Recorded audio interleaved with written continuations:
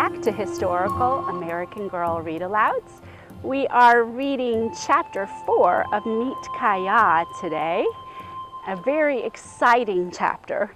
If you remember where we left off, Kaya had been looking for her grandmother's knife down near the river, and she had set her sister, who's blind, Speaking Rain, down on the ground while she rode her horse Steps Hight to look for the grandmother's knife. And as she turned around, she saw her sister fall into the river. So that's where we left off. Let's see if Speaking Rain gets rescued. Chapter 4 is called Rescued from the River. Kaya drove Steps Hight forward. She jumped her over the bushes and reined her in sharply, her hooves plowing the ground. Speaking Rain was struggling in deep water, trying to swim toward shore. As she thrashed, a branch plunged down in the swift current and hit her. She went under. When she came up again, she was being pulled downstream in the powerful surge of water of the river. Fear struck through Kaya like a lightning flash. If Speaking Rain wasn't pulled from the river, she'd drown. If Kaya tried to swim after her, they could both drown. To save Speaking Rain, Kaya's only hope was to run her horse along the bank, try to get ahead of Speaking Rain, and ride into the river to catch her. Kaya gave her horse her head, then kicked her. Steps Hight burst forward. In a few strides, she was at a full gallop. Kaya leaned low over her neck, clasping her horse with her knees. What if another piece of riverbank gave way? What if her horse bucked? Steps Hight lengthened out and tore around the next bend, then the next. She seemed as swift as a hawk diving from the sky. Now they were ahead of Speaking Rain, who flailed in the churning river. From here, Kaya had to get her horse into the water and then swim upstream to meet Speaking Rain as she was swept down. Would Steps Hight obey Kaya's command to swim? Kaya dug her heels into her horse's sides and again urged her forward. Steps Hight crossed the beach but paused at the edge of the water. "Come on, girl," Kaya said, giving her another kick. Then Kaya felt Steps Hight become one with her again. The horse moved out into the icy current until she was swimming. Kaya angled her horse upstream. She held tightly to Steps Hight's mane to keep her balance against the swirling currents. She'd have to catch Speaking Rain as soon as she came within reach, or else Speaking Rain would be swept under the horse's sharp hooves. In another moment, Speaking Rain was upon her. Kaya reached and grasped, caught her arm. She had her.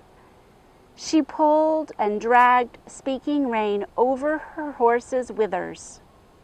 Holding Speaking Rain tightly, Kaya turned her horse downstream. She felt Steps Hight gather herself. The horse's strokes evened out as she calmed. But Speaking Rain was limp against Kaya. Was she breathing? Kaya headed Steps Hight toward shore. In a few more strokes, her horse's hooves touched bottom. Steps Hight's head came up and she climbed onto the sandy beach. She shook her head and pranced a step or two as if she knew she'd done something to be proud of. Kaya slid off her horse and caught Speaking Rain as her sister slipped down into her arms. Speaking Rain lifted her head, moaned, and began to cough up water. "You're safe, Speaking Rain," Kaya said against her drenched head. "You're safe." Tota appeared on the bank above them. He was followed by the other fishermen and by Foxtail. Totas leaped down onto the sand. He took Speaking Rain into his arms, bent her forward, and slapped her back with his cupped hand to force more water from her. Kaya's teeth were chattering. "Speaking Rain, can you get your breath?" she asked. "Ahey," Speaking Rain gasped. "I heard you shout and I ran," Tota said. "I saw what happened. You did well, Kaya. Your horse did well too." "Steps Hight knew Speaking Rain needed us," Kaya said. "She did everything I asked of her." "She did what you asked because she trusts you," Tota said. "You've earned her trust. Remember that." Foxtail crouched on the bank. Was that a look of admiration in his eyes? "You told me you couldn't race," he said, "but you were racing like wildfire, Kaya." "Kaya wasn't racing to be the fastest," Tota corrected him. "She was racing to save Speaking Rain's life." Tota's words lifted Kaya's heart. She knew she hadn't acted for herself, but for Speaking Rain. And Foxtail had called her Kaya, not Magpie. Kaya closed her eyes, pressed her face against Steps Hight's warm, wet neck, and felt the powerful pulse beating there. "Katsi Yao Yao, my horse," she whispered gratefully. Then she held the bridle so that Tota could lift Speaking Rain onto Steps Hight's back, and they could take her back to camp. The horses needed fresh grass before they could begin the journey higher into the mountains. Kaya rode with Raven, Foxtail, and some older boys and girls to herd the horses to new pasture. As Kaya rode, she gazed up at a tall peak. She knew the story of how the mountain came to be. An old chief had a vision. His vision told him that men with pale faces would come to steal the shining rocks scattered here. To protect their shining rocks, the people gathered them into a pile and built the mountain over them to hide them. Their treasure was saved because of the old chief's vision. Kaya thought that if she'd lived in those days, she'd have helped build the mountain over the shining rocks. After all, her name, Kaya Aton Mai, meant she who arranges rocks. Her mother gave her that name because the first thing she saw after Kaya's birth was a woman arranging rocks to heat a sweat lodge. Will one of us be given a vision someday? Kaya wondered. Will I?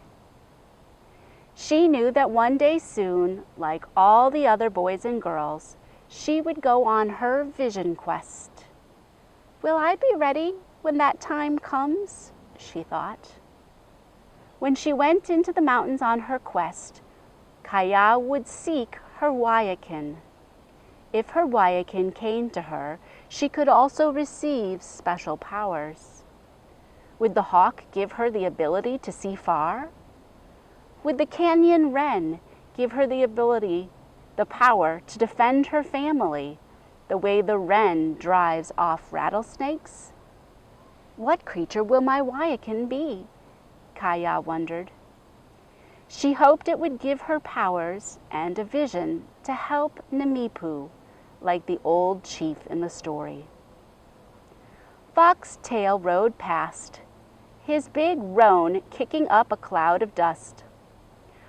Foxtail's too much of a rascal to become a leader of our people, Kaya thought.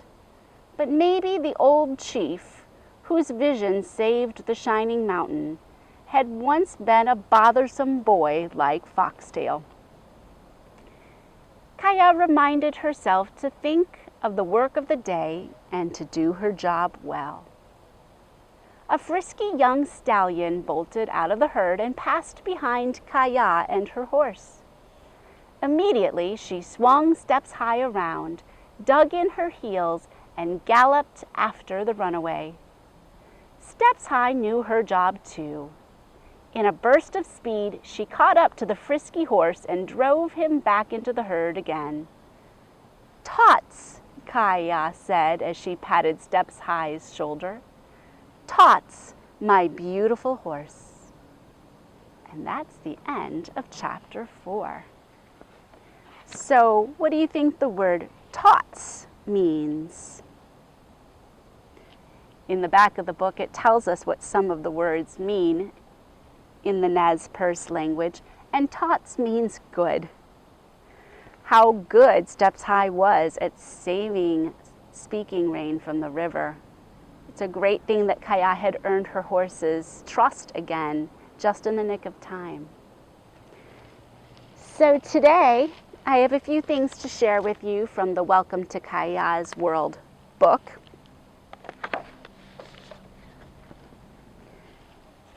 First of all, in the story earlier, it talked about her brothers being young, but it didn't talk too much about babies. However, when babies were born, their families still had to be able to travel and the mother still had to be able to work. And so they had something called a cradle board that they would put their babies into. And this is the cradle board that comes with the Kaya collection from American Girl, and it would hook around the saddle horn just like you see it here. In the book it shows you another cradle board there in the middle, and it talks about how the top of it was a rosewood hoop to protect the baby's head if the cradle board tipped or fell, so that would be at the top. A buckskin or woven hood shaded the baby's head in summer and kept it warm in winter. A soft buckskin covering and laces held the baby securely in place. Soft moss or cattail fluff tucked into the bottom of the cradle board served as a natural diaper. And you can see in the picture there they have a baby in a cradle board hanging from the saddle there with the mother. Mothers could wear the cradle boards on their backs or prop them up against a tree trunk or hang them on the saddle like here. Often the rocking motion of a walking horse would lull the baby to sleep.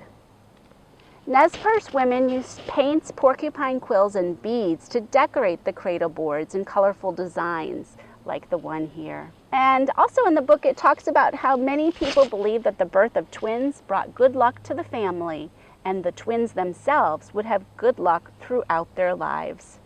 So the twins in Kaya's family are good luck too. Another part of this book that I want to share with you today shows the saddle.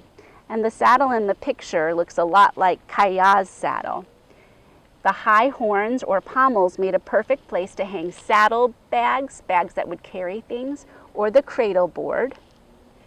The women's saddles were made out of wood, covered with rawhide and decorated with painted designs and fringes. Nez Perce girls learned how to weave beautiful designs into long collars that they draped around the necks of their horses. And they would sometimes hang fringe off of their horses to be decorative too. So Kaya's horse's saddle here, if I take her off, you can see it's decorated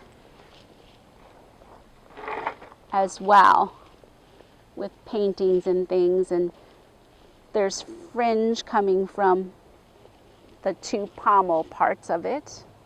You can see it makes nice hooks to hang things off of.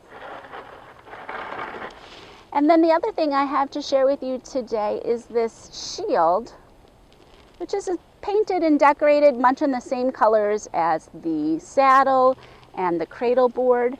These they would have outside of their homes, outside of like a teepee. And these types of shields were not used in battle, but these were more to show who lived in that particular teepee. These were more like a family crest or design. Next time, we'll read the back of the storybook, A Peek into the Past, and we'll talk a little bit about some of the history that is in the book and some more information about the Nez Perce Indians, the Namipu as they call themselves. And I hope to have a very special episode where I film in an extra special location. So join me next time.